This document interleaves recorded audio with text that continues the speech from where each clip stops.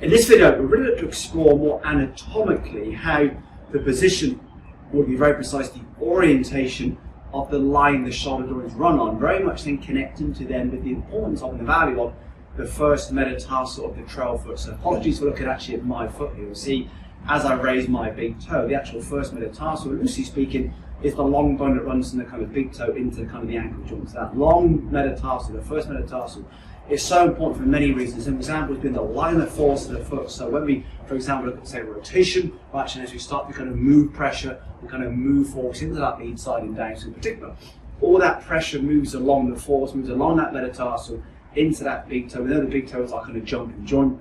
And also more anatomically, many of the connecting tissues that kind of go into, for example, the glutes, up into, say, the kind of lumbar spine, actually connect into that big toe. So the big toe on many levels, which we'll actually discuss more in more detail in a different tutorial, is so influential on anatomy, engagement, muscle activity, for example. But certainly going to look at the foot in a very, very more kind of biomechanical observation. How we move force through that foot, how we move force along that foot, very much goes along that long bone, that first metatarsal into that big toe. And equally so, the big toe in many ways is the elastic point of rotation. To actually rotate, in this for example, me as a right-handed player, so in that counterclockwise, that anti-clockwise direction, we have to rotate through and off that big toe to in essence then move in that kind of counterclockwise, anti-clockwise direction. So kind of in a very, very loosely speaking sense, that long bone, the first metatarsal, the line of force of the foot, the big toe, the elastic point of rotation, are so influential in essence on how we rotate in downswing, how we move pressure in downswing along that long bone into the base of that big toe. So one thing we can really then look to explore is how can we best orientate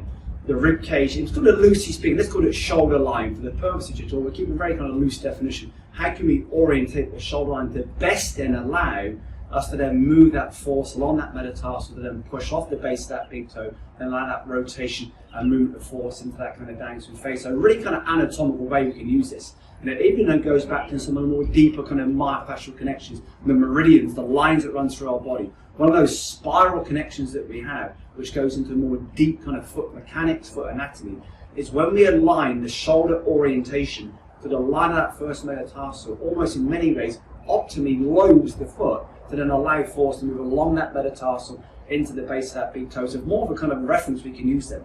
And certainly you'll get a much more realistic and much more representative view of this when you actually kind of play this and explore it yourself, rather than often kind of watching it perhaps, say, for example, in kind of more 2D or mirror-based formats. So as you make a rotation through backswing, it's can we align the line of the shoulder joints as you move through backswing to the line of that first metatarsal. So once again, as we rotate through backswing to fully load to get pressure into that foot, to actually align them the force, so the rotation that we produce through the spine and the rib cage in particular actually aligns with then the line or the direction of the first metatarsal. How do we align those forces? The line of force on the foot to the line of rotation through that rib cage. And as we rotate through rib cage, can we align those shoulder joints so they absolutely parallel match the line of that metatarsal of that foot, which then in many ways maximally then loads the metatarsal and then allows that lovely kind of explosive, very elastic movement of force along that metatarsal into that big toe. And also more precisely, as we actually kind of rotate, align those shoulder joints actually align with that first metatarsal, we get that wonderful kind of symmetry, the alignment of force, the alignment of rotation to the rib cage with the alignment of the actual positioning of that metatarsal. Sometimes, for example, when we kind of don't produce that rotation, again, this is very much kind of shape dependent, as in terms of the human frame shape dependent, club dependent. This is a very exploratory way of really understanding and establishing how can we align the force of rotation to the foot, to the spiral of rotation through the spine and rib cage, and almost maximally align the forces being produced by the spiral of rotation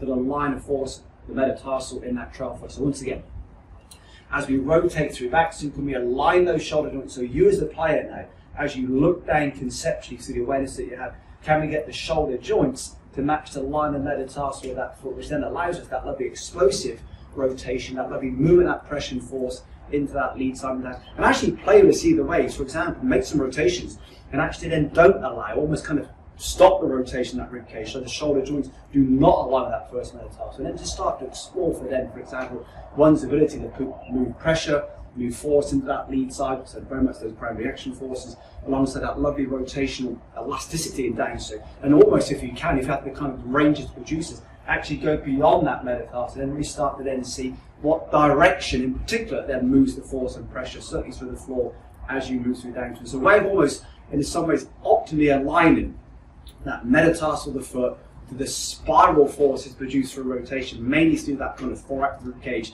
loosely speaking, the actual alignment of the shoulder joints. A really kind of often creative way, a very exploratory way, but a wonderfully kind of almost emotive way, such an exponential way of experiencing this. And as we rotate through your backswing, they don't really allow that very powerful, that elastic rotation, that movement, that pressure into that kind of lead side. So that lovely production of that kind of horizontal, vertical rotation force, but it would be more kinetically horizontal, and then rotation of the vertical force. You look at more that kind of kinetic force sequence. A really cool way of playing this is rotate those shoulder joints so they actually align with that metatarsal, and really start to then play with how it allows you to then be that lovely elastic movement, that pressure and force and downswing. So using that metatarsal to line up those shoulder joints can be a really powerful, very emotive way to then really start to explore more elasticity and rotation, and also much more explosive movement of that pressure into that kind of lead side, both in that horizontal, vertical and that rotational way as you move into that downswing phase.